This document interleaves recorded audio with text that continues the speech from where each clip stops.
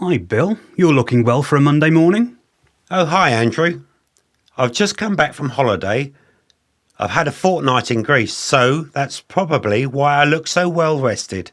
It was just what I needed. I'm glad to hear it, but I'm also glad you're back. I've got a new client, and her claim is in an area that's not at all well established in case law. It's a claim for acoustic shock. Wow, I've been working as a solicitor for 18 years now, and this is my 10th year with this firm. And I've only ever seen one case like that before. About 8 years ago, I think. It involved a call centre worker who later emigrated to the USA without receiving any damages, I hasten to add. I'm sure we may still have the file in storage. I'm afraid we didn't get very far at all. These cases are difficult to prove and relatively untested. Yeah, that's the conclusion I was coming to. My client, Angela Vine, is a private music teacher here in Cambridge. Apparently, she lives in Peterborough and commutes in every day. She's claiming that her hearing was damaged beyond repair after going to a classical concert in July at the Old Chapel Hall on Mill Street. Oh, I know the event you mean. Summer Sun Classics, I believe it's called. It's held annually, isn't it? Yes, that's right. I've always heard good things about it. Well, until now, that is. So, what happened exactly? Well, Angela has told me that she had a ticket to see a performance of Gustav Holst's The Planets. The event is organised by a company called Classical UK, and she'd paid them £50 for a so-called premium seating ticket. In fact, she paid double that because she bought a ticket for a friend who wasn't able to go at the last minute, and it was non-refundable. So, what went wrong? Well, Angela informs me that as she was running a little late, as one of her students overran in his piano lesson, by the time she got to the venue, about 15 minutes after the start, there were no empty seats. The attendant from Classical UK put out a chair for her to sit in the only space available, which was right in front of one of the large speakers. That does sound like it would be incredibly loud. Was she the only person sitting there? She says another person came in after her and was seated next to her, but he got up and left after about 10 minutes. She told me it seemed uncomfortably loud at the time, but she never imagined the damage it would do. So you're wondering what her chances of success are if she brings a claim against the organisers of the event? Precisely, and I thought you'd be the best person to ask. Well, from what I remember, to prove acoustic shock, you have to establish that the damage was caused by a sudden, high-pitched or high-volume sound. The result can be hearing loss, tinnitus, which is a ringing in the ears or a painful sensitivity to sound. Yes, that's what I read. And it can be caused by technical faults, feedback, or a loud noise heard through a phone receiver.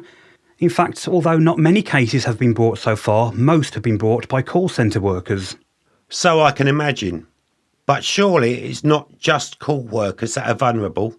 Machinery, for example, can cause hearing damage, as can loud music, such as in your client's case.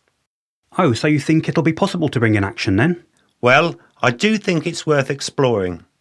Shall we have a quick look on the Case Archive website to see if we can dig up any case law?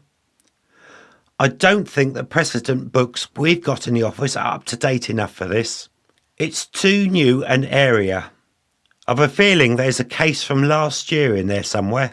Yes, let's have a look. My login password is in my own office. Do you have yours? I have. Type it in. It's Put Trump in Jail 2020. All lowercase except a capital T on the word Trump. Really? You might get into trouble for that if the partners find out. OK, I'm in. Searching for acoustic shock cases. And here we are. There's a case from 2018 which was heard in the High Court. A viola player, Christopher Goldscheider, was successful in claiming acoustic shock after bringing a claim against the Royal Opera House. He claimed he suffered terrible damage to his hearing during a rehearsal for a classical concert. Well, that sounds promising, and very similar circumstances too. Yes, you're right. Listen to this. Goldscheider claimed that he was exposed to unacceptable noise levels after he was situated in front of the brass section of the orchestra, where the volume reached at least 137 decibels, about the same volume as a jet engine, it says here. And on what grounds did he bring the claim? Well, he claimed a breach of statutory duty, as the Control of Noise and Regulations Act 2005 places a duty on employers to prevent or reduce risks from exposure to noise at work. And in addition, he alleged a breach of his employer's common law duty of care towards him. Right. Under the common law principles of negligence, he would need to prove there was a foreseeable risk of harm and his employers didn't do everything that could have been reasonably expected in order to protect him. Exactly. But the Royal Opera House argued in their defence that the claimant was aware that all professional musicians suffer some hearing loss over time. They all know this and they accept the risk. They also stated that they provided Mr. Goldscheider with custom moulded earplugs and additional foam earplugs at the rehearsal. They argued that they'd gone as far as could be reasonably expected of an employer. But the judge didn't agree? No, she didn't.